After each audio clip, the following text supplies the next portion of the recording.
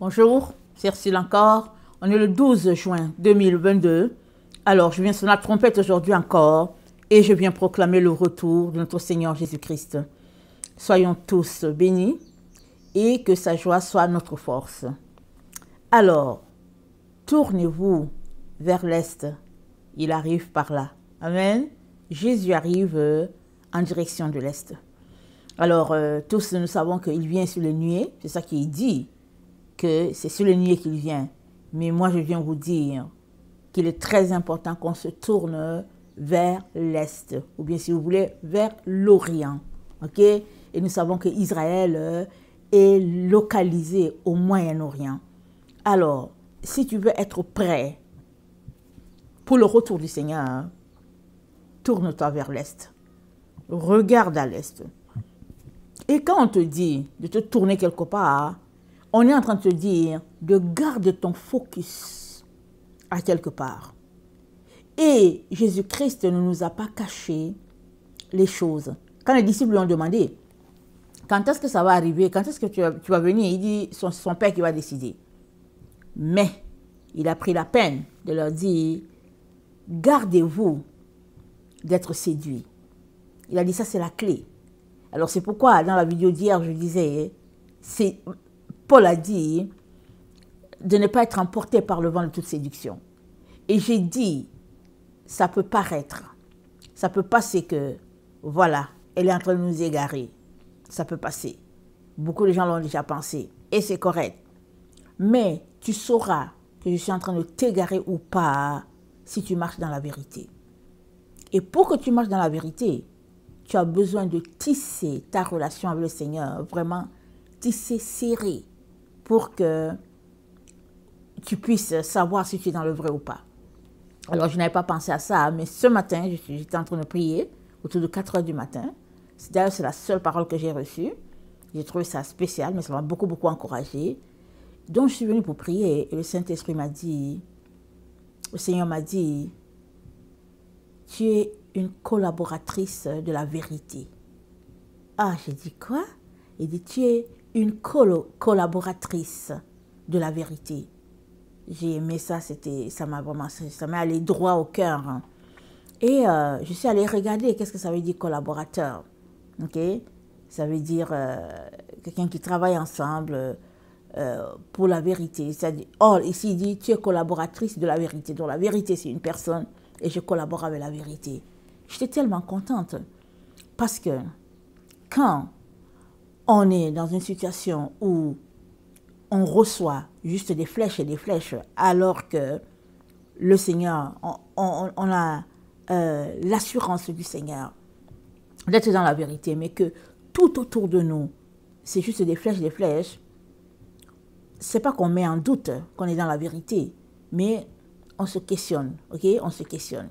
Alors, je ne pensais à rien, je voulais juste aimer mon Dieu, ok? Tous les matins, quand je me lève, je vais venir voir mon papa. Il dit, ah, papa, je suis là aujourd'hui encore. Je veux juste te parler, je veux juste te dire combien je suis bien avec toi. C'est tout. Alors, je suis venue m'asseoir. Alors, pour lui dire combien j'étais contente d'être dans sa présence. Et puis, combien de temps a passé, je ne sais pas. Tout ce que je sais, c'est que le Saint-Esprit m'a dit, c'est très bien. Tu es une collaboratrice de la vérité.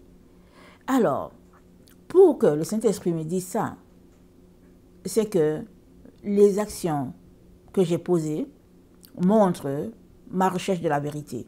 Je n'ai pas la vérité absolue parce que je suis un être humain. Je cherche. Ok? C'est ce que je cherche que je vous apporte. Alors, si tu veux connaître la vérité, elle te rendra libre. Mais toute personne qui cherche la vérité ne reste pas stationnaire. Tu ne restes pas là en disant non, je ne bouge pas de ma position. Non.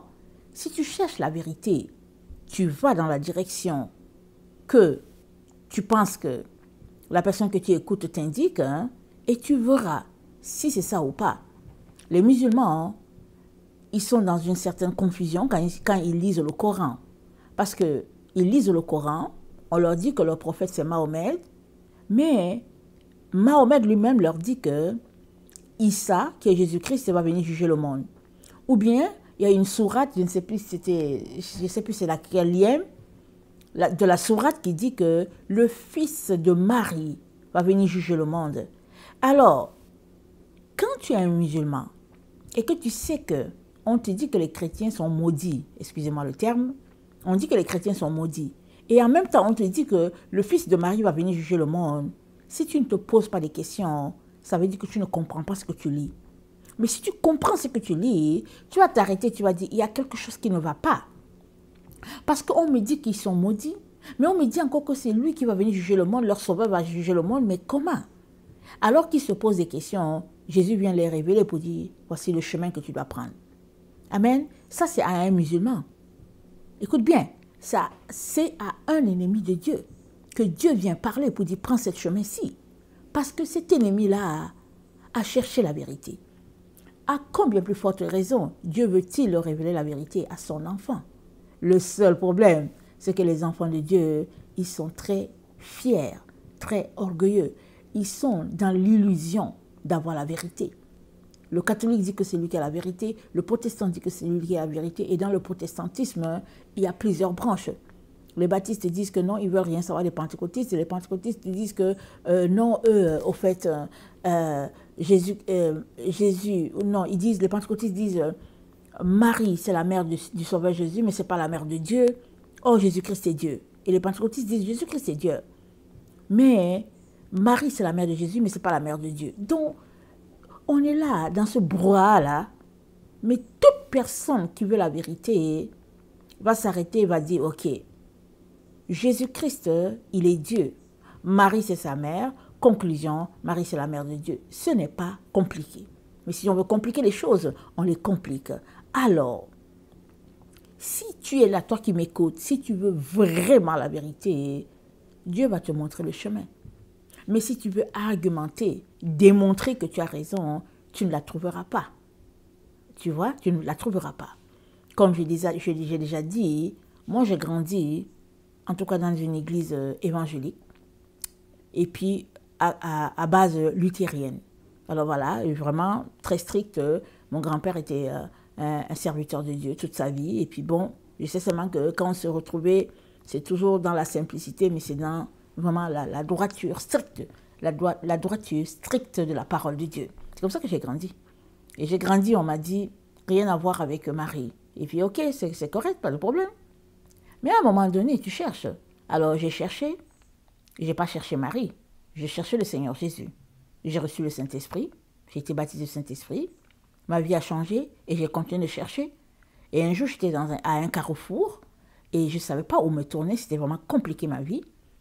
Et donc, un jour, j'étais en train de prier et puis bon, d'abord, avant que je me retrouve à prier, Jésus-Christ m'a dit, tu es à la veille de sombrer définitivement. Il dit, réveille-toi là. Si tu ne te réveilles pas là, tu vas sombrer définitivement et c'est fini. Parce que le temps qui est là, c'est le temps pour toi de te réveiller. Parce que avant, j'étais habituée à me réveiller à 5 h du matin, 4 h du matin. Ma vie a changé ou chamboulé. Je me suis mariée, j'ai commencé à avoir des enfants et puis c'était compliqué. Finalement, hein, bon, voilà, je suis tombée dans la paresse des femmes qui accouchent. Et puis, je ne faisais pas grand-chose de ma vie de prière.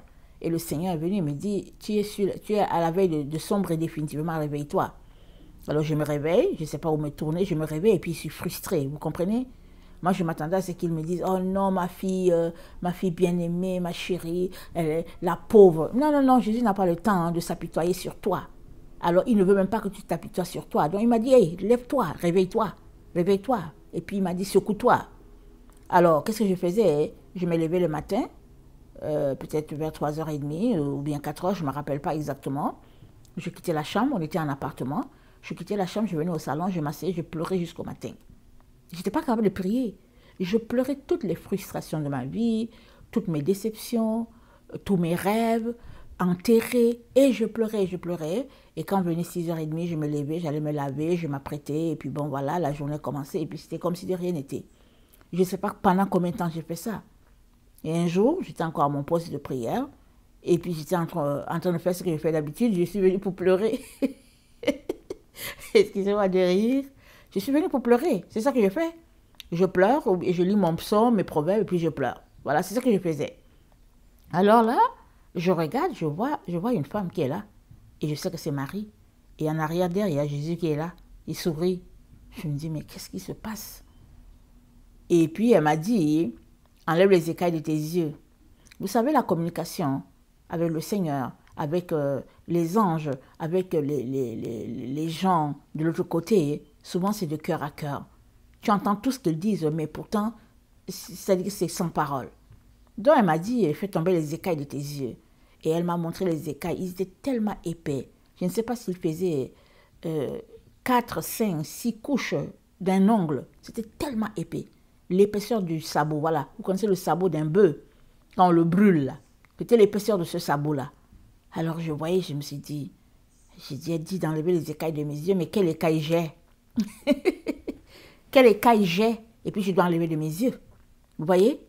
J'étais déjà dans l'illusion la plus totale. Moi, je n'avais pas d'écailles. Et elle vient, la Vierge Marie vient me dire, enlève les écailles de tes yeux. Je me suis dit, mais de quoi elle parle? Ok? Ça m'a pris toutes les années possibles pour enlever les écailles. Mais petit à petit, j'enlevais. Mais au moins, à partir de ce moment-là, je suis que c'était une personne très importante pour Dieu. Pour que Dieu me l'envoie comme une messagère, c'était très important. Et elle m'avait aussi dit qu'elle était faite pour porter le sauveur du monde. Elle avait porté un enfant, c'est ça qu'elle m'a dit. Et moi, j'étais faite pour porter plus. Parce que dès qu'elle m'a parlé, dès qu'elle est partie, j'ai commencé à pleurer. Je ne sais pas pourquoi je pleurais, mais dans mon esprit, je savais que j'allais faire 7 ou 8 enfants. Parce que dans la Bible, quand on compte les frères de Jésus, en tout, il y avait 5 garçons. Jésus était le 5e. Mais on dit, et puis ses sœurs. Alors tu ne sais pas combien, on sait qu'il y a au moins 2. Alors je savais que j'allais faire 7 ou 8. Dont les demi-frères de Jésus, les enfants de Joseph. Parce que Marie, elle a eu un seul enfant, c'est celui que Dieu lui a donné. Elle n'a pas eu de relation intime avec, de relation physique avec M. Joseph. Elle a épousé un veuf. Donc voilà. Alors les gens ont beau inventer toutes sortes d'histoires, une histoire, voilà, traficotée de partout. Jésus, c'était son seul fils. Donc c'est pourquoi jusqu'aujourd'hui, elle a appelé la Vierge. Si tu veux cette vérité, tu la prendras. Mais si tu veux contester, tu continueras d'alimenter le mensonge qu'il y a sur la terre. C'est toi qui décides. Alors, donc, elle me dit d'enlever les écailles de mes yeux. Alors moi, je ne sais pas que j'ai des écailles. Alors, il fallait maintenant que je confronte sa parole avec ma vie. Mais elle m'a dit que j'avais des écailles. Soit je rejette sa parole, comme nous les protestants on sait faire, on dit au nom de Jésus, je lis cette parole. Soit je m'arrête pour dire, mais de quoi elle parle? Alors, ça m'a tourmenté chaque jour, chaque semaine, chaque mois, pendant des années, mais je continue de chercher, je continue de chercher. Mais tu n'as pas besoin d'avoir forcément l'expérience avec Marie pour croire qu'elle est une part importante dans le calendrier de Dieu pour ses enfants. Tu n'as pas besoin de la rencontrer d'abord. Quelqu'un te dit, voilà mon expérience. Tu peux demander au Seigneur, Seigneur, est-ce que c'est vrai? Et puis, Seigneur, comment veux-tu que j'intègre ça à ma vie? Alors, l'autre élément qui est important, que chacun d'entre nous devons savoir, c'est qu'elle est la prunelle de l'œil de l'Éternel. C'est elle que l'Éternel a vue. Et il a dit, à travers elle, je vais bâtir mon église ou bien je vais rassembler mes enfants. Alors, si tel est donc le choix de Dieu, même si elle n'avait rien fait, le simple fait que Dieu l'a choisi, tu dois passer ta vie à la bénir parce que elle est le choix. Dieu l'a choisi. Parce que Dieu l'aime, tu devrais aussi l'aimer. C'est tout. Mais si tu veux à tout prix entendre clairement que oui, Dieu dit que oui, Marie c'est important, hein, il se pourrait que tu n'entendes jamais. Parce que tout est question d'attitude, tout est question d'illusion dans laquelle nous baignons. Alors, tout cela pour dire que nous sommes à la fin de la fin. Malheureusement, beaucoup attendent que l'homme du péché aille s'installer dans un certain temple à Jérusalem.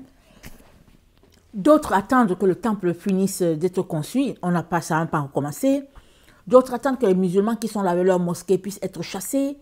Et puis que les choses vont commencer. Il dit illusion sur illusion sur illusion. Or, on est à la fin de la fin. Ça veut dire quoi? Ça veut dire que tout ce que tu attends là, ça s'est déjà réalisé sans que tu le saches. La terre est vaste. La terre est tellement vaste que tu ne sauras pas forcément ce qui se passe aux Philippines. Tu ne sais pas. Il y a des choses qui peuvent se passer aux Philippines et les médias seront au courant, ils vont informer. Il y a des choses qui peuvent se passer aux Philippines et les médias ne sauront pas parce que ça s'est passé dans un village et personne ne saura. C'est ça qu'il faut comprendre. Alors, si tu veux marcher avec Dieu, il est important que tu mettes en avant la foi et que tu fasses pleinement confiance à Dieu et que tu poses des actions en direction d'une certaine fraternité envers tes frères et sœurs. Je m'explique. Si tu entends un frère, une sœur qui dit quelque chose, que tu penses que c'est vrai ou que c'est faux, va demander à Dieu. Dis, ok Seigneur, bon, je sais pas, je ne pensais pas que c'est ça, mais Seigneur, éclaire-moi. Il va t'éclairer.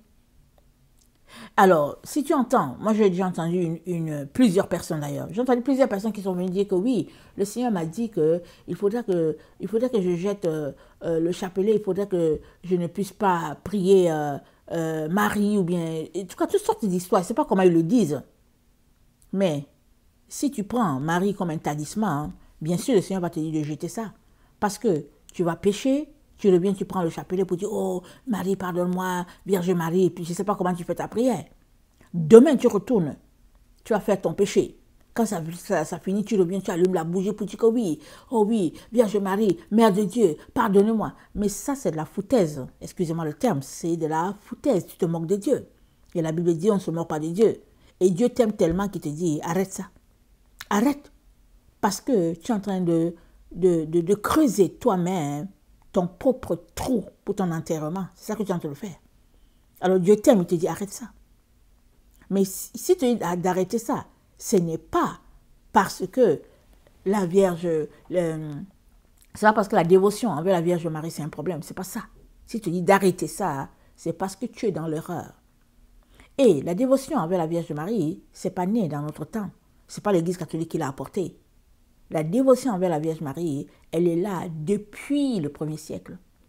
Quand Jésus est venu, qu'il est parti, qu'il a dit à Jean, voici ta mère, femme, voici ton fils, et qu'ils se sont retrouvés, ils se sont réconciliés, ils se sont demandé pardon, et que Jésus est retourné vers le Père, en tout cas, ils se sont rendus compte que c'était leur mère à tous.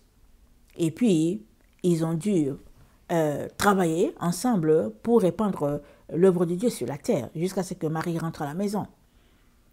Alors, et pour que cette valeur-là ne soit pas perdue, ils l'ont mis sur papier pour la génération future. C'est comme le credo de la foi. C'est dit le credo des apôtres. Mais pourquoi les apôtres se sont retrouvés pour avoir ce credo-là? Dans le temps, les gens n'écrivaient pas. Il n'y avait pas, c'était difficile, les gens qui allaient à l'école, les gens étaient illettrés. Alors, ils sont retrouvés, ils se sont entendus, ils ont dit, ok, il faudrait qu'on passe à la génération future, mettons ensemble ce credo de foi-là. Alors, ils ont mis le credo de foi, je crois en un Dieu unique, créateur du ciel et de la terre, je crois en Jésus-Christ, le Fils unique du Père, image du vrai Dieu de vrai Dieu, alors, etc., etc. Ils ont mis ça sur place, si bien que c'est facile à apprendre. Moi, j'ai appris mon credo quand j'avais peut-être 11 ans. Et puis, je l'apprends à mes enfants, je l'ai appris à mes enfants. Mais pour quelqu'un qui ne sait pas lire, qui ne sait pas écrire, s'il a appris, si on lui apprend au moins le credo, il a une foi, il s'appuie sur quelque chose. Donc il peut réciter son credo 4, 10, 20 fois dans la journée. Et Dieu sait que c'est tout ce qu'il peut prier. Dieu va entendre ses prières. Donc, il n'y a rien qui peut être ajouté venant, c'est-à-dire il n'y a rien qui a été ajouté des temps anciens, qui est à ta portée, qui peut te détruire. Non, parce qu'ils sont la génération de base et ils avaient pour mandat d'apporter la foi en Jésus-Christ à notre génération, la génération de la fin. Alors, ils devaient travailler d'arrache-pied pour toi et moi, pour que nous puissions avoir le même type de foi qu'eux. C'est-à-dire la foi selon ce que Dieu veut. La foi à l'image de Dieu. Alors, ils ont travaillé pour que cela puisse venir jusqu'à nous. Aujourd'hui, l'Église est pervertie. On a des églises sur la terre, mais c'est plus des églises humaines. C'est plus des églises mises en place par les hommes. Et ces églises-là, elles n'ont rien à voir avec Christ. Souvent même, ils ne savent même pas la doctrine de Christ. Alors, chaque dénomination a sa doctrine. Et il y a quelqu'un qui me disait que dans son pays, il suffit juste que le pasteur t'énerve et puis tu viens, tu crées ton église. Et que dans son pays, dans la région où il est, chaque famille a son église. Chaque famille. Donc, chacun s'élève, il va dans l'église de sa famille. C'est tout. Donc, ils sont entre eux, famille. C'est tout. Alors, quand on leur dit, mais est-ce que tu vas à l'église? Il dit que, mais pourquoi je vais aller dans l'église de l'autre? Mon frère a une église, mon cousin a une église, ma cousine a une église, je vais à l'église de ma cousine. Alors, l'argent, puisqu'ils sont là pour collecter l'argent, la dîme et tout ça rentre à la maison. Donc, je bâtis le business de mon frère, de ma soeur, de mon cousin. Pourquoi? Parce que l'église est devenue une source de revenus. Alors, voilà comment les gens se comportent. Tout a été perverti. Mais, on est dans le temps où tous ceux-là qui cherchent la vérité, Dieu va leur donner la vérité. Pourquoi? Parce que Dieu lui-même a dit que la vérité doit être au fond du cœur. C'est ça que David a dit. Tu veux que la vérité soit au fond du cœur, fais donc pénétrer la sagesse au-dedans de moi. Alors, toi et moi avons besoin de sagesse pour retrouver la vérité de Dieu. Mais si tu es trop confiant en toi, si tu sais trop et que personne ne peut t'aider, alors il n'y a rien que Dieu puisse faire. Je reviens pour dire, le jour que j'ai eu ma première expérience avec la Vierge Marie, elle est venue, elle m'a dit, fais tomber les écailles de tes yeux. Alors, quand je suis sortie de ce temps-là, avec elle, le Seigneur Jésus était là, je me suis dit, mais est-ce que j'ai des écailles? Mais moi, je n'avais pas des écailles. Mais elle m'a dit de faire sortir les écailles de mes yeux. Elle ne peut pas mentir. Alors, il me revenait donc de chercher les écailles qu'il y avait à mes yeux. Et j'ai cherché. Alors, j'espère qu'ils sont tombés, qu'ils sont tous tombés. Mais s'ils ne sont pas tous tombés, je continue de prier pour que chaque couche de ténèbres puisse tomber. Alors, tout cela pour te dire que le texte d'aujourd'hui nous dit que nous encourage à regarder vers l'Est. Pourquoi? Parce que Jésus-Christ nous a dit qu'il vient par l'Est. On va regarder Matthieu 24, le verset 23. Et puis, Luc 17. Ok, comme je suis déjà à Luc 17, on va d'abord lire Luc 17 et puis on va lire Matthieu. Dans Luc 17, le verset 24 dit... Car comme l'éclair resplendit et brille d'une extrémité du ciel à l'autre, ainsi sera le Fils de l'homme en son jour. Mais il faut auparavant qu'il souffre beaucoup et qu'il soit rejeté de cette génération. Amen. Il faut qu'il souffre et qu'il soit rejeté de cette génération. Matthieu 24.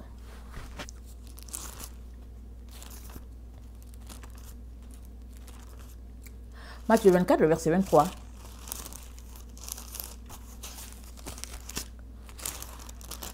Nous savons tous que c'est le passage où Jésus-Christ a enseigné sur la fin des temps et tout ce qui allait arriver. Et le verset 23 nous dit, si quelqu'un vous dit alors, le Christ est ici, ou il est là, ne le croyez pas, car il s'élèvera de faux Christ et de faux prophètes. Ils feront de grands prodiges et des miracles au point de séduire, s'il était possible même, les élus. Voici, je vous l'ai annoncé d'avance. Si donc on vous dit, voici, il est dans le désert, n'y allez pas. Voici, il est dans les chambres, ne le croyez pas. Car, comme l'éclair part de l'Orient et se montre jusqu'en Occident, ainsi sera l'avènement du Fils de l'homme.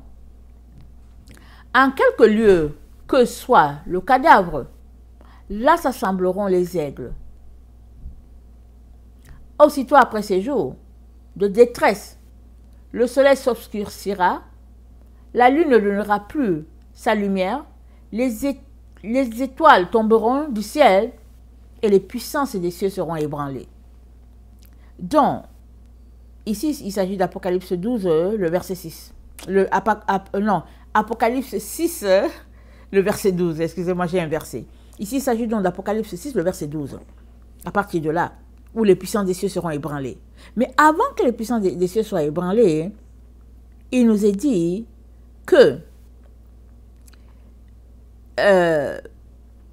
comme l'éclair part de l'Orient et se montre jusqu'en Occident, ainsi sera l'avènement du Fils de l'homme. Alors, l'éclair, c'est quoi? L'éclair, c'est des lumières. Alors, ça nous donne une information. Ça nous dit que, ok, regardons la pluie. Quand il y a un éclair, l'éclair part d'un point et puis il finit quelque part. Alors, ça veut dire quoi? Ça veut dire que tu peux être dans une ville, tu verras l'éclair dans ton quartier et l'autre qui est dans l'autre quartier ne verra jamais l'éclair. Tu peux être dans une ville, voir l'arc-en-ciel et l'autre ne le verra pas. Alors, Jésus-Christ dit, ma venue sera comme l'éclair qui part de l'Orient et qui finit en Occident. Alors, si on le traduit littéralement en français, on va dire, ok, ce sera comme l'éclair. Mais si on va dans la langue, Jésus-Christ est en train de dire quelque chose de très précis, que l'araméen va comprendre, que le grec va comprendre, que l'hébreu va comprendre. Il est en train de dire que ma venue sera comparable à la lumière. C'est ça. Alors, il dit comme l'éclair part de l'Est et finit en Occident, attendez, comme l'éclair, part de l'Orient et se montre jusqu'en Occident, ainsi sera l'avènement du Fils de l'homme. Ok. D'abord, il est en train de dire que son avènement, tout le monde va voir. Alors, quand on prend le cas d'un éclair, il n'y a pas quelqu'un qui voit l'éclair. Personne. Non, il n'y a pas quelqu'un. Quand on parle de l'éclair, quelqu'un peut voir l'éclair là où je suis, comme je l'ai dit, et l'autre ne verra pas l'éclair. Mais il n'y a pas un éclair qui est tel que, une fois qu'il part, toute la terre voit le même éclair. Ce n'est pas possible. Un éclair ne traverse pas la terre. Ce n'est pas possible. Et nous savons que Jésus dit toujours la vérité. Donc, Jésus ne peut pas dire l'éclair va partir, par exemple, de Tel Aviv et il va se montrer à New York. Ce n'est pas ça qu'il est en train de dire. C'est sûr et certain que ce n'est pas ça qu'il est en train de dire. Il n'est pas en train de parler d'éclair naturel. L'éclair qui précède le tonnerre ou bien qui suit le tonnerre.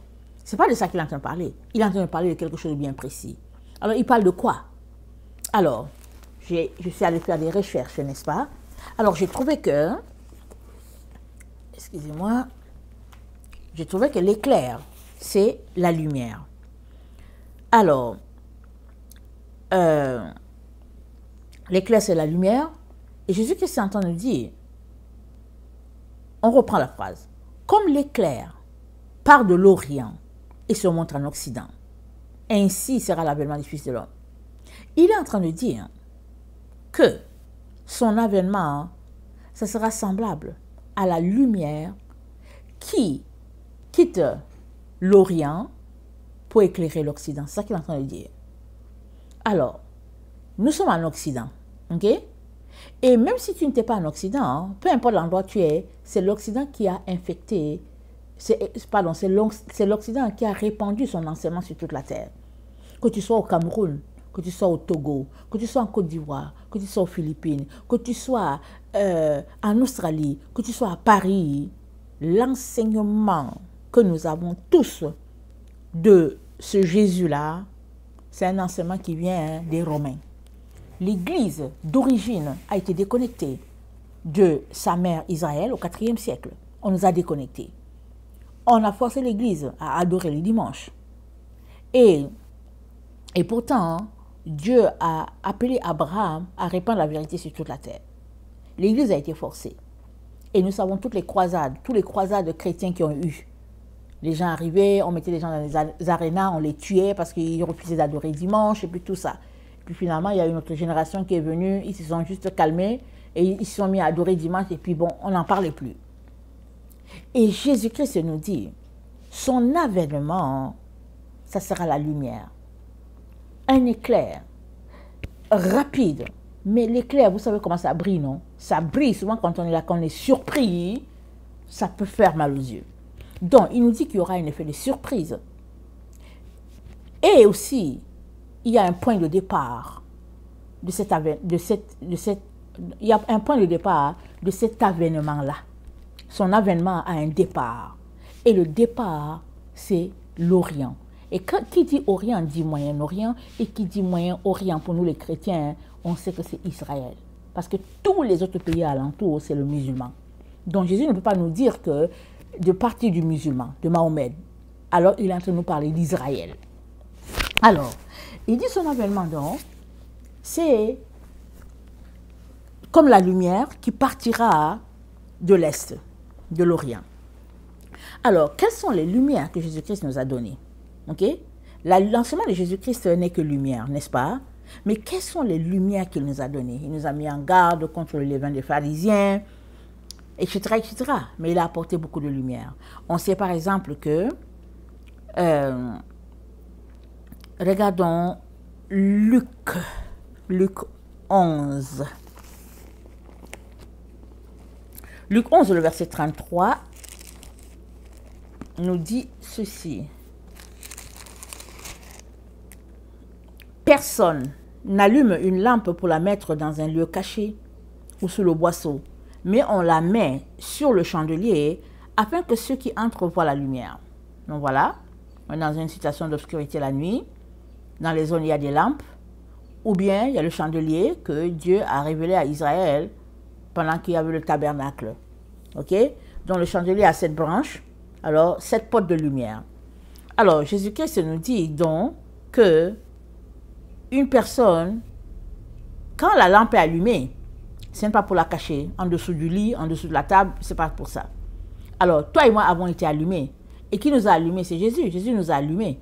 Alors c'est pas pour qu'on se cache, c'est pour que ce soit exposé. Et notre lumière est appelée à être du type de la lumière du chandelier, c'est-à-dire avec 7 branches, c'est-à-dire briller. C'est à ça que nous sommes appelés, toi et moi. Alors, nous sommes appelés à travailler pour que notre lumière brille. Nous sommes appelés à laisser tomber toutes les zones de lumière, d'obscurité en nous, pour que la lumière puisse briller. C'est ça que ça veut dire.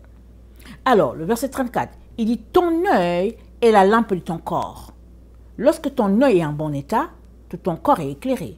Mais lorsque ton œil est en mauvais état, ton corps est dans les ténèbres. Prends donc garde que la lumière qui est en toi ne soit ténèbres. Ok, Jésus-Christ parle de ton œil. Il parle de lampe, il parle d'œil. Pourquoi? Parce que c'est avec les yeux qu'on voit, ça c'est le premier élément, c'est avec les yeux qu'on voit. Alors il est en train de te dire que si tu es un malvoyant, tu ne verras pas la lumière autour de toi, tu ne verras pas les couleurs autour de toi. Ça c'est le premier élément. Le deuxième élément, il nous parle d'œil. Pourquoi? Parce que l'œil c'est un second cerveau. Avant que l'image soit envoyée dans ton cerveau, il a déjà été analysé au niveau de ton œil, avec la pupille, et avec tout ce qui se passe là. Je ne me souviens plus de tous les petits détails, mais tout ce que tu dois savoir, c'est que l'œil là-bas, là, c'est un petit cerveau. Tout se passe là-bas. Et puis quand ça arrive au cerveau, c'est déjà fait. Tout est fait. Jésus est en train de te dire que la lumière qui est en toi là, elle doit être de l'intensité de ton regard. Quand tu regardes quelque chose, il est en train de dire ça. Parce que, généralement, les personnes qui voient, on ne sait pas en combien de secondes l'image se fixe dans le cerveau. On ne sait pas en combien de secondes, en combien de tierces de secondes, on ne sait pas. Mais il n'y a que les malvoyants qui ça va leur prendre du temps. Ils vont dire, ah non, attends, je ne vois pas, et puis tout ça. Mais quand quelqu'un voit tout de suite, c'est-à-dire que les images sont telles qu'on ne voit pas les secondes passer entre les images, mais ça se passe, c'est très, très, très rapide. Jésus aimerait que ton regard spirituel soit d'une telle rapidité, de telle sorte que tu saches déjà qui est telle personne, où est l'endroit où je suis, est-ce que c'est pollué, est-ce que c'est pur. Il aimerait que ça soit une telle rapidité, comme ce qui se passe avec ton œil qui tamise, qui analyse, et puis qui fixe l'image dans ton cerveau. C'est ça qu'il aimerait. L'autre élément qui est très important en ce qui concerne l'œil, Il dit que si ton œil est en mauvais état, tout est ténèbres. Alors, prenons le cas d'un daltonien. Les daltoniens, ils confondent le rouge et le vert. Si ton œil est en mauvais état et que ça analyse mal, alors Dieu va te présenter une situation qui est la vérité. Toi, ton œil est en mauvais état, alors tu vas dire que c'est faux. Exactement l'histoire de Marie, la Vierge Marie. L'histoire de la Vierge Marie a été tellement ternie sur la terre que pour tout protestant, si ce n'est pas un démon, en tout cas c'est quelqu'un qu'on doit tasser. Mais qui ne sait pas que quand le boss apprécie bien tel employé, tout le monde va vers lui. Parce qu'on sait que quand il va aller voir le boss va écouter. On connaît le phénomène dans les sociétés. Alors, quand le PDG de la société n'est pas là, tout le monde sait qu'il confie la société à Robert. Tout le monde sait que Robert, là, c'est le chouchou du boss. Les gens vont aller pour dire, oh Robert, s'il te plaît, oh Robert, oh Robert. Les gens vont inviter Robert. Mais, dans le cas de Dieu, on a l'impression que ce n'est pas ça. Dieu, il est dans sa gloire. Il n'a pas besoin de toi. C'est toi qui as besoin de lui. Parce que Dieu, il se suffit lui-même dans sa lumière. Il est suffisant en lui-même. C'est un être complet. C'est un être entier. Amen, alléluia. Mais il a regardé sur la terre pour pouvoir nous sauver. Et il a vu une jeune fille. Il a dit, je veux venir habiter en elle. Amen. Dieu, Aleph, a décidé de venir habiter sur la terre.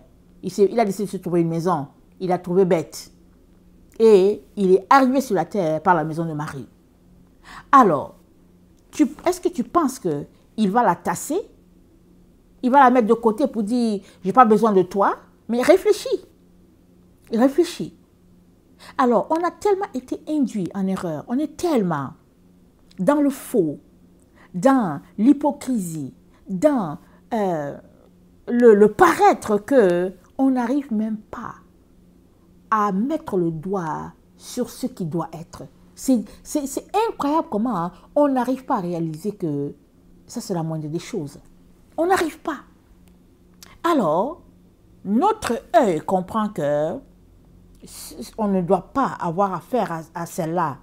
On ne doit même pas lui adresser un remerciement. Alors, on conclut que c'est ça, que c'est nous qui avons raison. Alors, Dieu a beau nous parler, on reste catégorique. On est bloqué. On a raison. Et c'est tout.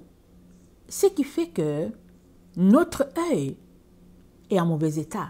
Il n'arrive pas à tamiser. Mais pour que ton œil tamise dans le sens de Dieu, il faudrait qu'à ton niveau, tu dises, et si j'avais tort? Et si j'avais tort? Et si j'avais tort là, ça vient seulement dans la vie des personnes humbles et des personnes qui cherchent vraiment. Quand tu as cherché jusqu'à ce que tu ne sais pas où te mettre, où tu sais que non, je suis sur le point de mourir seulement, tu vas dire, ok Seigneur, j'ai déjà tout essayé, je vais aussi essayer cette dernière possibilité. C'est comme ça que plusieurs musulmans arrivent à rencontrer Jésus. Ils essayent tous les marabouts, ils essayent toutes les liseuses de boules, ils essayent tout ce qu'ils peuvent faire. Et puis, quand il n'y a plus moyen, on sait que la personne va mourir, on leur dit, mais est-ce que tu as essayé Jésus? Est-ce que tu as essayé le fils de Marie? Essaye, il paraît que lui là, tu peux l'essayer, et puis même à la dernière minute, il va t'aider. Et c'est comme ça que leur vie change, et puis ils expérimentent la vérité. Et ça, c'est quoi? C'est parce qu'ils sont dans une situation de détresse. Mais nous, les enfants de Dieu, ou bien nous, les appelés chrétiens, on a la vérité, n'est-ce pas? On se dit qu'on a la vérité. Nous, les protestants, on connaît la vérité par les catholiques, n'est-ce pas? Alors, mais qui va nous enseigner quoi? Personne ne peut nous enseigner. Et que c'est dommage. On reste campé sur nos positions et pourtant on est dans le faux. Mais on est tellement convaincu d'avoir la vérité qu'on ne bouge pas de nos positions. Mais si on venait mettre juste un peu d'humilité dans nos prises de position, peut-être que le Seigneur nous dira autre chose. Alors, Jésus-Christ donc nous dit, il dit, ton œil est la lampe de ton corps. Lorsque ton œil est en bon état, tout ton corps est éclairé. Mais lorsque ton œil est en mauvais état, tout le reste est dans les ténèbres. Alors, si toi, tu restes campé sur ta position, que tu as raison, et que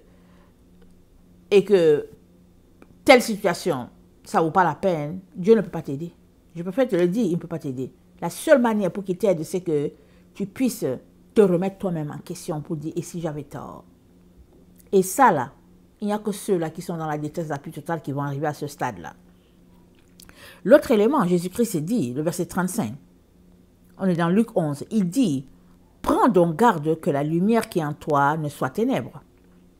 Si donc tout ton corps est éclairé, n'ayant aucune partie dans les ténèbres, il sera entièrement éclairé. » Donc, Jésus-Christ dit, la seule manière pour que ton corps entier soit éclairé, c'est qu'il n'y a aucune partie de toi dans les ténèbres. Mais s'il y a une seule partie qui est ténèbres, ça veut dire que tu es toujours dans les ténèbres. Et ça, je vous dis, c'est grave. C'est grave parce qu'il est en train de nous dire que tant et aussi longtemps qu'on n'a pas toute la lumière, on est dans les ténèbres. Alors, ça veut dire quoi? Ça veut dire que toi et moi, à tous les jours, on doit travailler pour que nos pensées soient toutes des pensées de lumière. Et ça nécessite que tu sois constamment en train de chercher où se trouve la vérité. Parce que la vérité nous a été cachée. La vérité nous a, c'est-à-dire, la génération que nous sommes, avons été tellement induits dans l'erreur. Tout nous a été caché pour nous perdre. Et là où nous sommes, c'est chacun qui doit travailler de manière à sortir de là. Ok? Maintenant, par la grâce de Dieu, il y a des personnes, par-ci, par-là, à qui Dieu envoie de la révélation. Alors, il est donc très important que tu prennes la révélation chez B, que tu prennes chez P, que tu prennes chez M, que tu prennes... Il est très important que tu prennes la somme des révélations. Et chaque révélation que tu prends, c'est un spot de lumière pour toi. Et puis, Jésus-Christ nous dit donc, pour avoir toute la révélation, il nous envoie en Orient. Pourquoi? Parce que le Dieu que nous prions, le Dieu d'Israël, le Dieu d'Abraham, d'Isaac et de Jacob, c'est lui le vrai Dieu. Et c'est lui qui a donné la révélation de lui à Abraham. Ce n'est pas quelqu'un qui nous a parlé de Dieu, c'est Dieu qui a parlé de lui à Abraham. Donc, il a dit à Abraham, comment faire pour entrer en contact avec lui? Si on retourne dans Genèse, je ne sais pas le combien, il a dit à Abraham, voilà, offre-moi un sacrifice, prends les pigeons, prends la genisse, prends ceci, coupe en morceaux, l'autre ne coupe pas, place ça comme ça, et puis fais ceci et fais cela. Et Abraham a fait, on dit dans la nuit, quelque chose est venu, les ténèbres sont venus s'abattre jusqu'à ce qu'Abraham avait peur. Et puis Dieu est venu lui parler là, pour lui dire, voilà, qu'est-ce qui se passe, voilà comment je vais te bénir. Alors, c'est Dieu qui a dit à Abraham comment on doit l'adorer. Ça veut dire quoi? Ça veut dire qu'il a révélé la lumière à Abraham, parce que Dieu est lumière. Il n'y a pas d'obscurité en lui. Donc, s'il apporte un enseignement, cet enseignement n'est que lumière. Et Jésus-Christ nous dit, pour avoir toute la lumière, il nous appelle à aller en Orient. Parce que l'éclair part de l'Est et il finit en Occident. C'est ça qu'il dit. Alors, tu peux l'accepter ou le rejeter. Et si tu le rejettes, sache que ce n'est pas de l'Occident qui vient la lumière. Non. Nous, en Occident, on nous a enseigné sur Babylone, on nous a enseigné l'argent, on nous a enseigné les règles de ce monde. C'est ça qu'on nous a enseigné. Babylone, c'est le monde dans tout ce que c'est. Le seul endroit où ce n'est pas le monde, où on trouve le Dieu d'Israël, c'est en Israël. Même si aujourd'hui, Israël qui est là est devenu Babylone aussi. Mais on doit retourner dans le passé. L'enseignement a été donné à Enoch. En ce temps, il n'était pas une question d'Israël. Il y a l'enseignement qui a été donné à Moïse, à Noé, à Josué, à Élie, Jean-Baptiste. C'est-à-dire, je ne vais pas citer tous les gens. Mais on entre en communion avec Dieu en retournant voir ce que les gens du passé ont fait. C'est comme ça qu'on entre en communion avec Dieu. À l'école, quand j'allais à l'université, quand on nous donnait la dissertation, tu devais toujours apporter la citation de quelqu'un qui avait écrit sur le sujet et puis tu devais citer quelqu'un. Souvent, il fallait citer 2 ou 3 personnes. Alors, il fallait trouver. Pourquoi? Parce qu'il faut que tu t'appuies sur une pensée déjà de base pour t'étendre sur le sujet. Il faut que tu partes de quelque part. Et ça, là, si on le fait à l'école, à l'université, dans les lycées, c'est parce que ça vient de quelque part. Ça vient de Dieu lui-même. Alors, Dieu a révélé les séphiros. Il a révélé les 22 lettres de l'alphabet. Il a révélé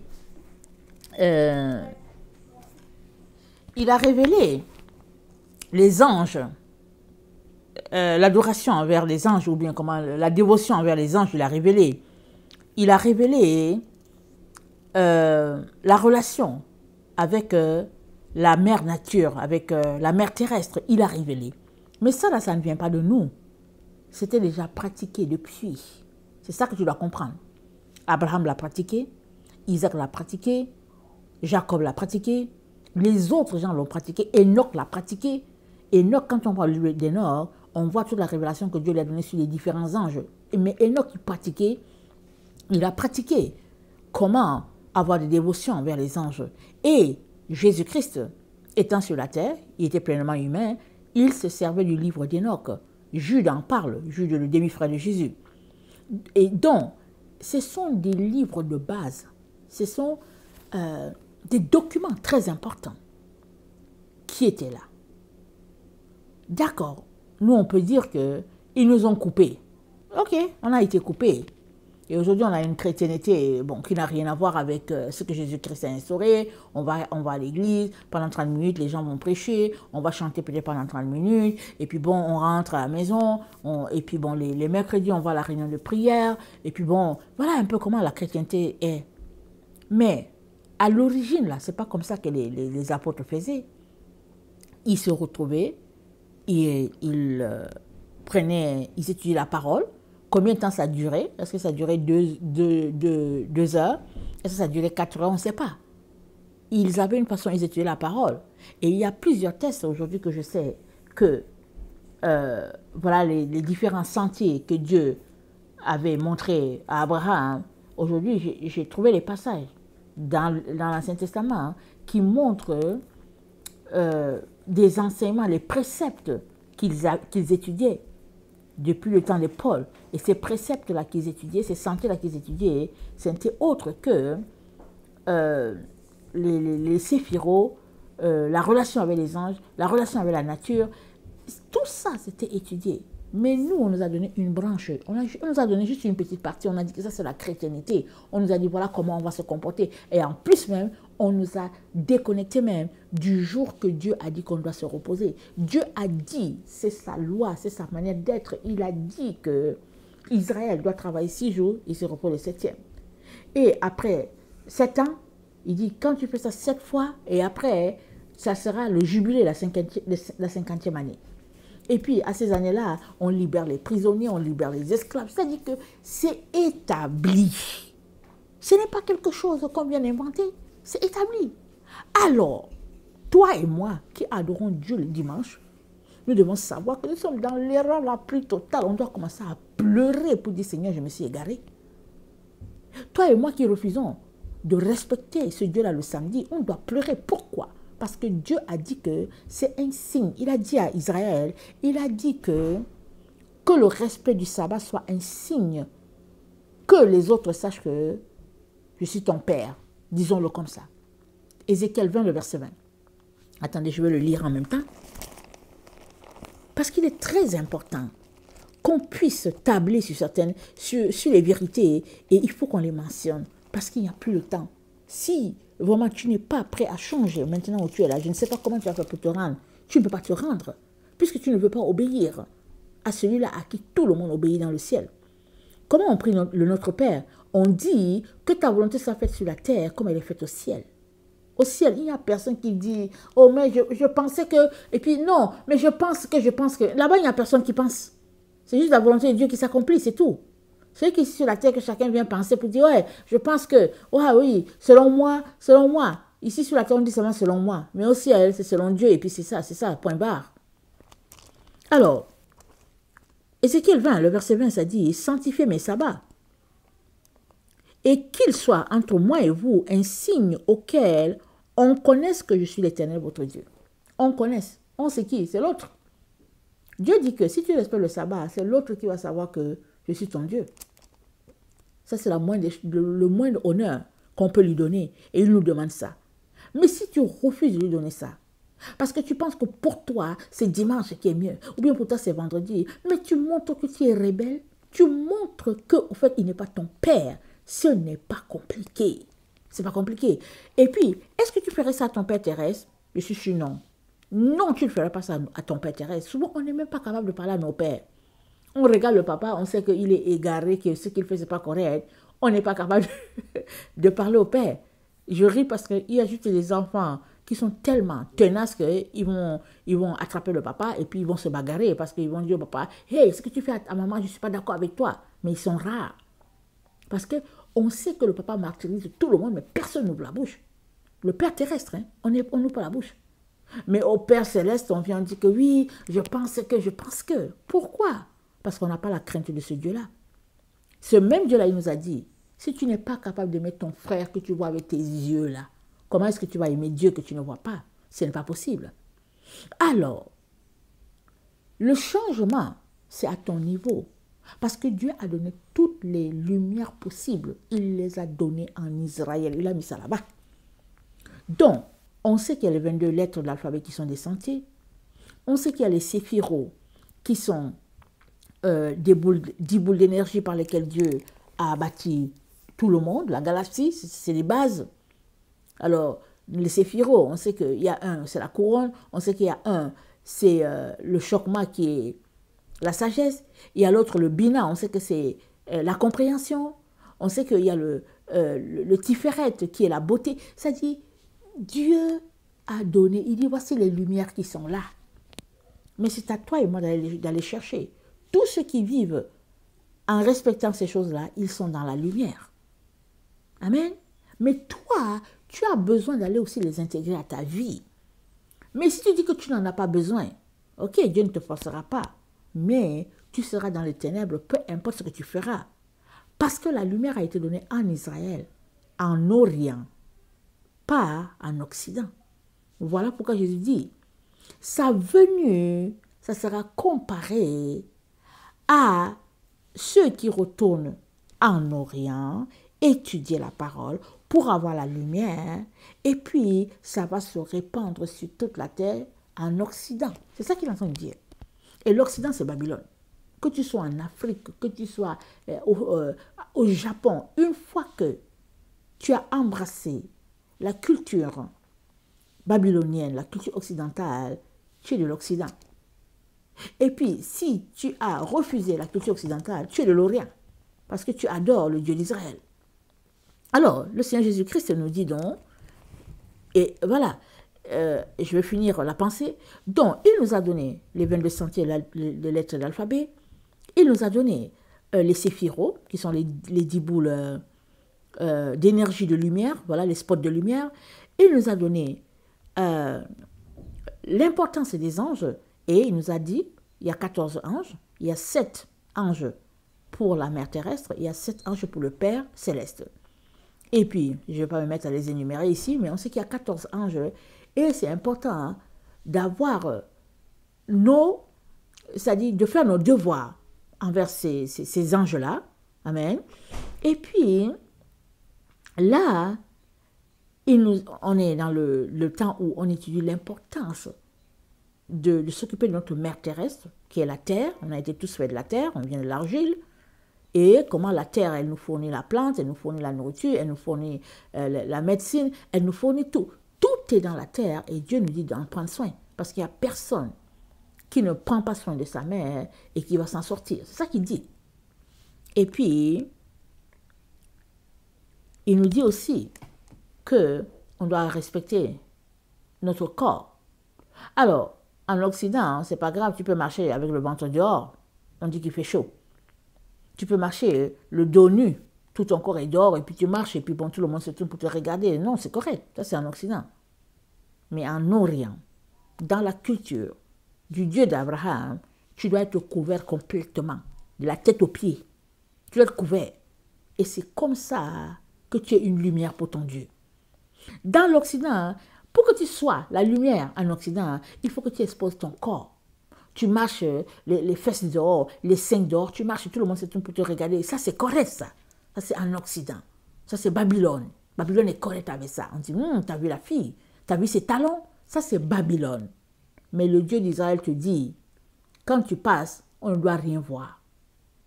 Et puis, si les gens t'insultent, c'est une bonne chose. Parce que tellement on ne voit rien et que tu ressembles à une femme arabe ou quoi, peu importe. Alors, on est là, à la fin de tout. Maintenant, c'est toi seul qui peux dire, est-ce que ton œil analyse bien et s'ajuste bien par rapport à la situation? Parce que si ton œil, qui est un second cerveau, ne s'ajuste pas bien, tu vas penser que tout ce que Dieu te dit là, c'est le faux et que le vrai, c'est ce que toi tu crois qui t'a été enseigné dans la vie des églises, où il faut aller adorer Dieu le dimanche, où il faut aller faire ses prières le mercredi, où il faut être hypocrite envers son frère et sa sœur.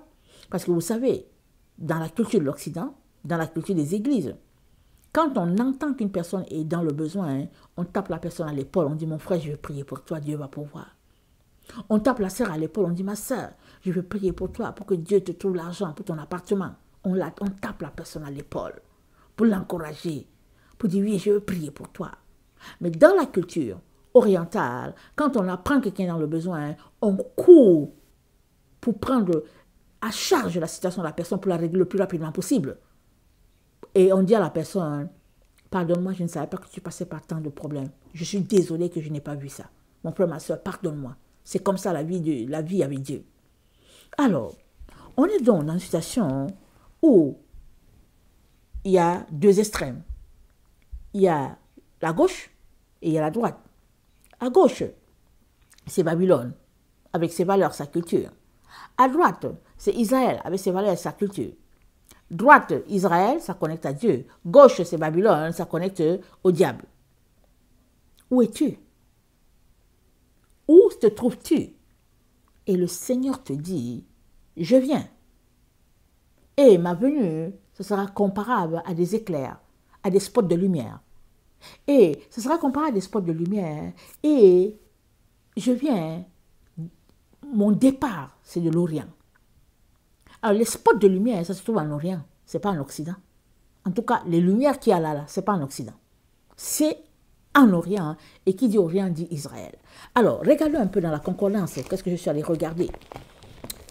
Qu'est-ce que j'ai trouvé, pardon. Excusez-moi la tautologie, mais voilà, c'est des choses qui arrivent. Alors, j'ai donc pris mon texte que je vous donne là, que Jésus-Christ a dit qu'il vient comme un éclair de l'Orient en Occident. Donc, j'ai tapé la lumière, la lampe, le nom lampe.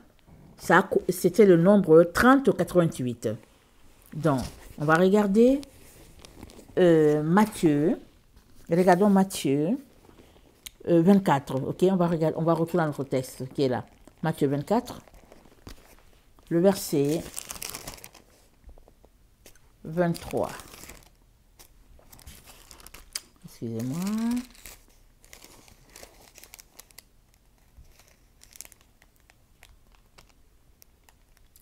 Non, excusez-moi, je ne suis pas dans mon bon texte.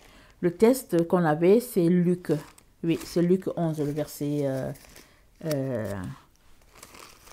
33 à 36. Ok, voilà. Donc, notre texte, c'est dit, personne n'allume une lampe pour la mettre dans un lieu caché. Donc, je suis allée chercher la concordance pour savoir lampe, c'est quoi. Alors, ils ont dit que c'est le nombre 3088 et ça dit ce qui éclaire et nous permet de voir. C'est ça que ça dit. Et donc, ce qui éclaire, ce qui illumine, je suis allée taper ce qui illumine, c'est le nombre 5461. C'est dit, c'est la prise de conscience. c'est la lumière, c'est l'éclairage, c'est être illuminé. C'est-à-dire que un rayonnement qui fait que, waouh, on ouvre les yeux, on se dit, mais quoi, qu'est-ce qui se passe? Donc, c'est un peu ça. Alors, Jésus-Christ nous dit donc que notre œil est une lampe. Ok? Donc, notre œil, c'est le 3088. Notre œil est clair. Il dit que notre œil est clair. Déjà comme ça, notre œil est clair. Et aussi, il dit que notre œil est comme un éclair, un spot qui illumine. Alors, il dit, il l'a placé là, dans ton corps, le verset 38. Il dit, si dans ton corps est éclairé, n'ayant aucune partie dans les ténèbres, c'est qui sera entièrement éclairé. Or, qu'est-ce qui est clair en nous? C'est l'œil. Ça veut dire que tu dois t'organiser pour que ton œil là, il soit constamment dans la lumière. Or, pour que ton œil soit constamment dans la lumière, ça veut dire que tout autour de toi, tout ce que ton œil regarde, tout, ce n'est que vérité. Et Dieu t'a dit que la vérité, il ne l'a pas placée à New York. Hein. La vérité, il ne l'a pas donnée au Japon. Il ne l'a pas donnée à la France, à Paris, tout ça. La vérité, il l'a donnée à Abraham. Et Abraham, c'est le papa de Isaac. Et Isaac, c'est le papa de Jacob, qui est Israël. Il l'a placé là-bas. Ça veut dire quoi pour toi et moi? Ça veut dire que si nous voulons avoir des yeux qui voient bien là, ça veut dire que on doit aller s'asseoir là, étudier qu'est-ce que Dieu a dit à Israël. C'est ça que ça veut dire. Mais, si nous disons que non, moi j'ai un diplôme, après tout. Mais non, moi je viens du Gabon, après tout. Si c'est comme ça que nous nous comportons, on n'aura pas la lumière. Ce qu'on va appeler lumière là, ce sera les ténèbres. Et on ne verra pas Jésus venir. Parce qu'il n'y a que ceux qui étudient les flashs de lumière, les boules de lumière, les points où Jésus-Christ a placé la lumière. Il n'y a que ceux-là qui sont éclairés. Et il nous dit, tu ne peux pas être dans une relation juste avec un père. Tu as besoin de ta mère. La preuve est que s'il y a une famille sur la terre, il y a un père, il y a une mère, il y a les enfants. Ça, c'est la base. Aujourd'hui, les familles sont éclatées. Mais à la base, il y a un père, il y a une mère, et puis c'est les deux qui donnent un enfant. Ça, c'est la famille. Et quand on va se retrouver de l'autre côté, ce n'est pas la vie d'individualisme qu'on a ici, là. Non. Il y aura un père, il y aura une mère, et nous serons les enfants. C'est ça. Mais, est-ce que tu veux marcher selon le canevas de Dieu? Ce que Dieu a établi, est-ce que c'est comme ça que tu veux marcher? Ou bien, est-ce que tu veux marcher selon ce que toi tu penses? En train de dire que oui, je pensais que je croyais que, et puis ben voilà. Est-ce que c'est comme ça que tu veux marcher? Parce que si tu veux marcher selon ce que le Dieu d'Israël a dit, alors tu n'as pas d'autre option. Tu es appelé à retourner en Israël pour étudier. Et Dieu merci pour Internet. Et Dieu merci pour des personnes qui font des recherches qui t'apportent la vérité. Parce que Jésus-Christ dit que c'est comme ça qu'il va revenir.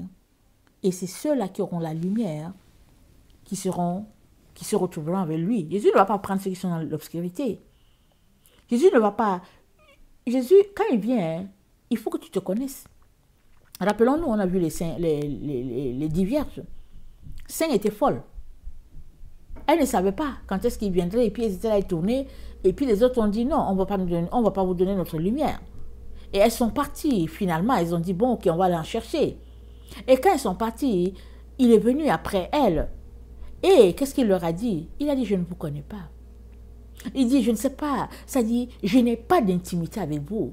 Ça dit, la lumière, je ne la vois pas en vous. Il n'y a pas de lumière en vous, je ne vous connais pas. C'est ça qu'il est en train de leur dire. Mais quand tu lis, là, quand tu décortiques les Écritures, tu es appelé à t'arrêter pour dire, Seigneur, mais est-ce que tu me connais, Jésus? Jésus, est-ce que tu me connais? Jésus, est-ce qu'il y a un peu de lumière en moi? Parce que Jésus, je n'aimerais pas que tu ne me vois pas. J'aimerais que tu me vois, que ma lumière brille. Parce qu'il vient comme un éclair.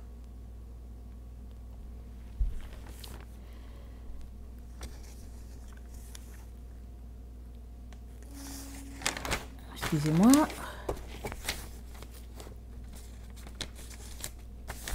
Apocalypse 11, le verset 19 nous dit ceci.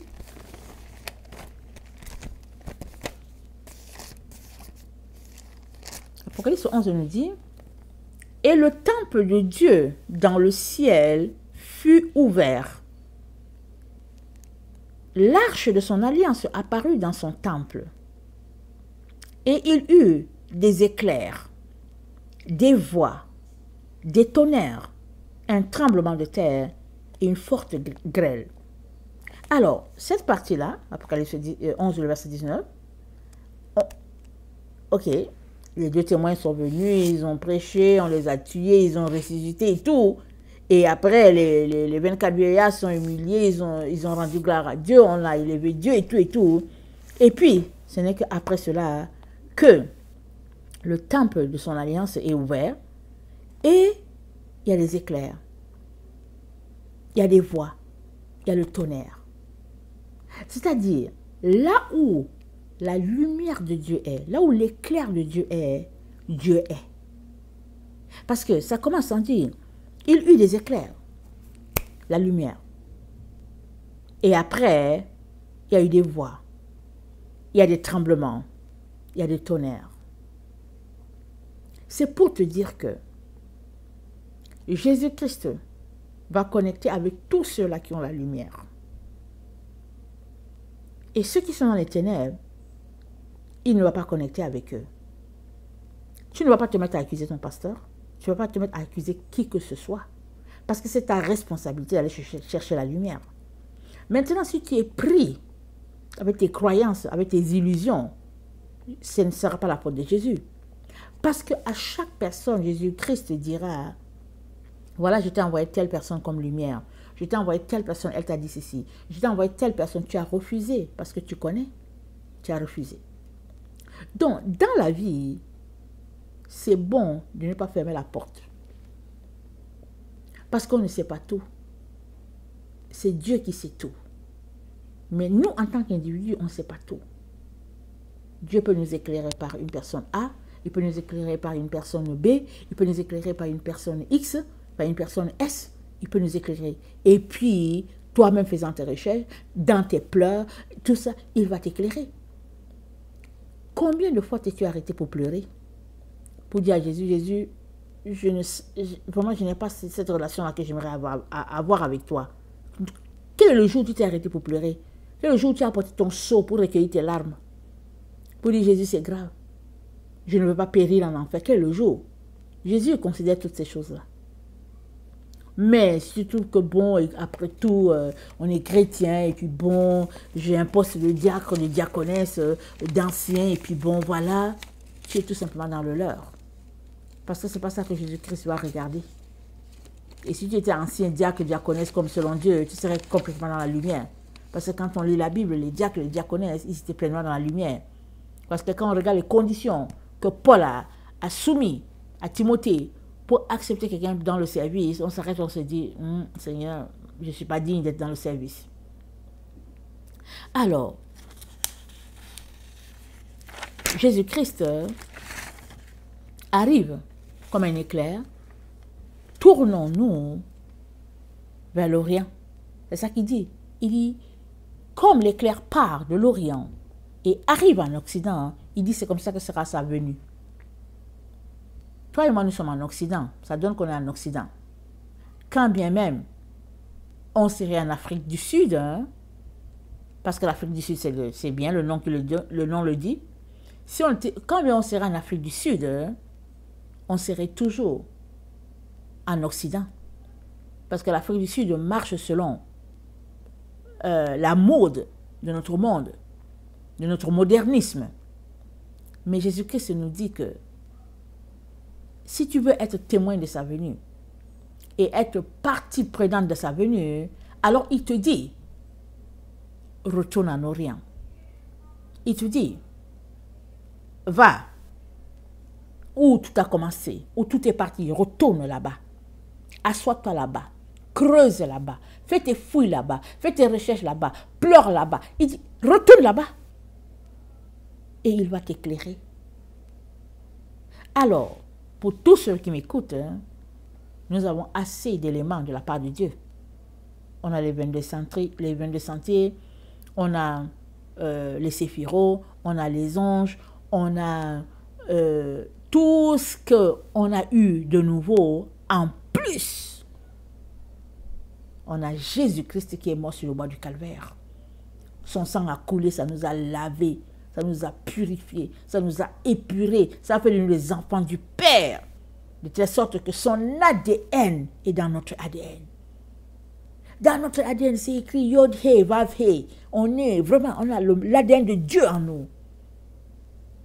Qu'est-ce qui nous manque? Pourquoi est-ce qu'on ne brille pas? On est pris dans le mensonge de notre monde. Le mensonge dans lequel toute l'humanité a été plongée. Mais je viens t'encourager à sortir de là.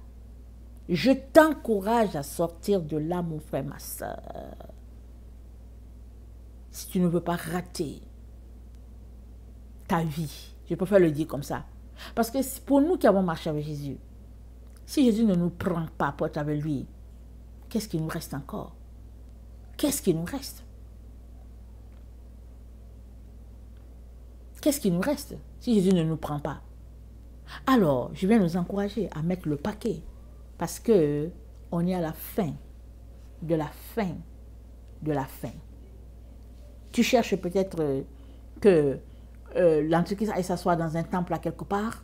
Tu cherches peut-être que le temple soit construit. Tu cherches peut-être à voir tel signe et tout. Mais est-ce que tu sais quand ces signes-là sont arrivés? Est-ce que tu sais s'ils sont déjà arrivés? Tu ne sais pas. Si le Seigneur ne te révèle pas qu'ils sont déjà arrivés, tu ne sauras pas. Pourquoi? Parce que Jésus a dit qu'il viendra comme un voleur. Ça ne sera pas ouvert là que tout le monde va dire, oui, il paraît qu'à tel endroit, voilà. Non, non, non. Jésus vient comme un voleur. Alors, je viens te dire, tout est accompli. Il reste juste 1 ou 2 points là à accomplir et puis c'est fini. Tout. On est à la fin. On est à la fin de la fin. Lève-toi, secoue ta poussière, crie à Dieu, pleure, parce qu'il faut que tu reçoives l'approbation de ton départ. Ça, c'est important. C'est important. Est-ce que tu as vu quelqu'un qui voyage et puis on n'a pas mis le cachet sur son billet d'avion? Il va voyager comment?